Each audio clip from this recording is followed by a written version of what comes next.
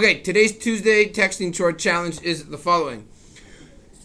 Reuven walks into a room, takes a knapsack, and he's very upset that it's on his chair, and he hurls it and he throws it, and it lands on someone else's desk, and he threw it with much zeal and anger and frustration.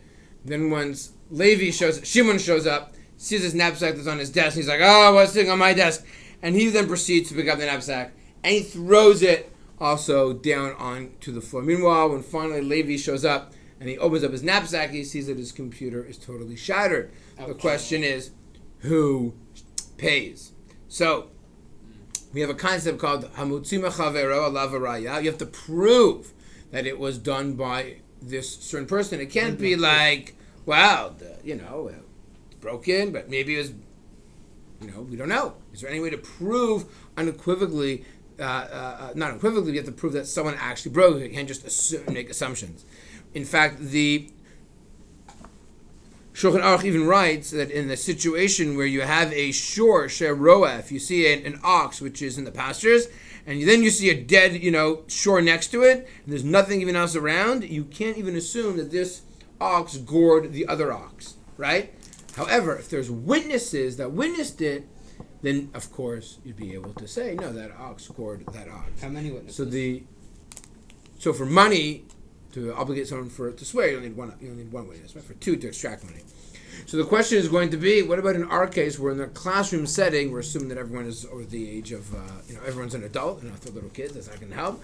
But what about if there are adults that actually saw Reuven take this knapsack and throw it?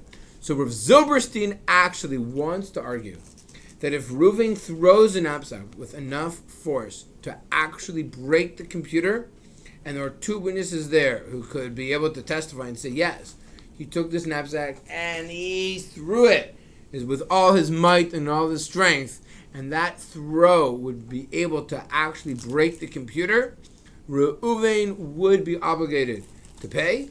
Levi would not, Shimon would not, because he just threw a broken computer.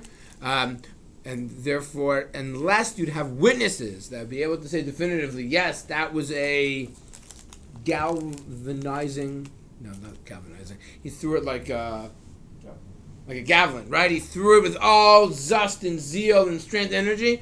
Only in such a case would he be obligated to pay. Otherwise, unfortunately, Levi would be out a computer because you need to be able to demonstrate that he actually caused the damage. Without witnesses saying that they did it, it would be very hard to blame someone. Have a terrific Tuesday. That is our Torah Texting Tuesday challenge.